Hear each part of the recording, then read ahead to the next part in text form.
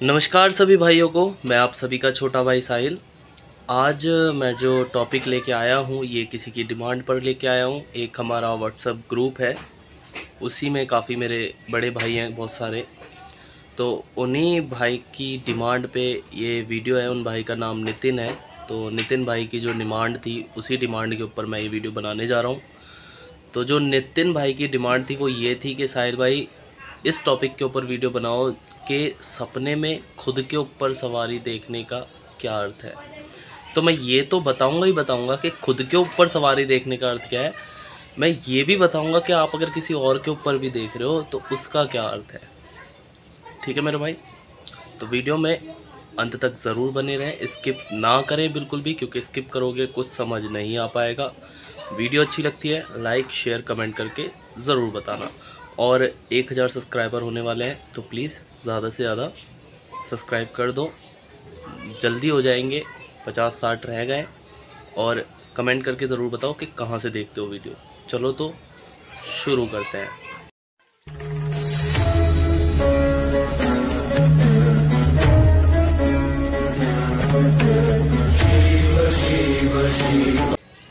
तो भाई सबसे पहली बात, अगर आपको सपने में दिखाई देता है कि आपके ऊपर किसी भी अन्य देवी या देवता की सवारी आ रही है और आप बहुत ही ज़ोर शोर से खेल रहे हो वो सवारी आपके ऊपर बहुत ज़ोर शोर से खेल रही है, तो ये घबराने की बात नहीं होती, ये डरने की बात नहीं होती, ये बड़ी खुशी की बात है।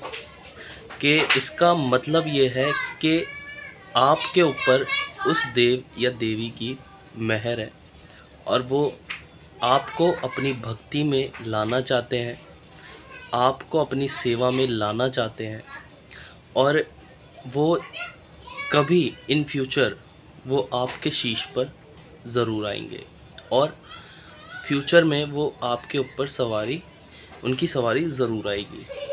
ये एक संकेत होता है। जैसे कि अब मान लीजिए कि आप बार बार सपने में देख रहे हैं कि आपके ऊपर कोई सवारी आ रही है, ठीक है, आप ये सब बार बार देख रहे हैं, महसूस कर रहे हैं, आपको सपने आ रहे हैं इस चीज़ के, तो ये कई सारे भाई कहेंगे कि भाई अगर मेरे को ये सपने आ रहे हैं पर मैं तो इन सब चीज़ों में ध्यान ही नहीं देता, मेरा कोई मतलब ही नहीं है, ना मैं कभी इन सब चीज़ों में घुसा हूँ, ना मैंने कभी ध्यान दिया है, मैं तो नॉर्मल पढ़ाई लिखाई करता हूँ या मैं नॉर्मली अपनी जॉब करता हूँ, ड्यूटी करता हूँ, मेरे को इन सब चीज़ों से कोई मतलब नहीं है।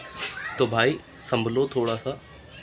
इसका मतलब ये होता है, ये आपको बार बार इसलिए दिखता है कि आपके इससे पहले वाले जन्म में आप इन चीज़ों की सेवा कर रहे हो, इससे पहले के जन्म में आपने इनको अपने शीश पर उतारा है, ये आपके इससे पहले के जीवन में आपके ऊपर आते थे, इनकी मेहर आपके ऊपर आज भी बनी हुई है।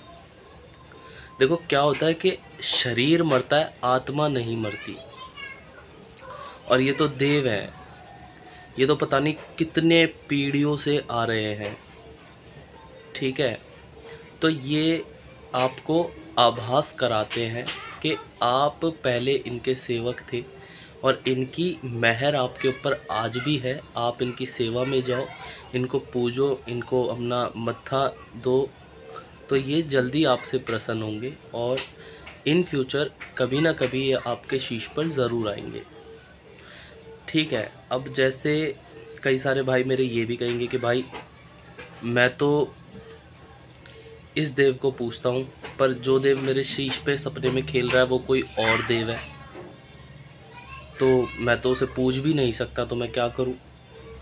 तो भाई इसका मतलब ये है कि आज आप जीवन में इस देव के भगत हो, किसी और देव के भगत हो, पर पहले जो आपके सपने में जो आपके शीश पे खेल रहा है पहले आप उसके भगत थे। वो आपको कह रहा है, वो आपको कहना चाह रहा है कि तू आ मेरी सेवा में, मैं तेरे से खुश हूँ आज भी, मैं चाहता हूँ कि तू मेरी सेवा पानी करे।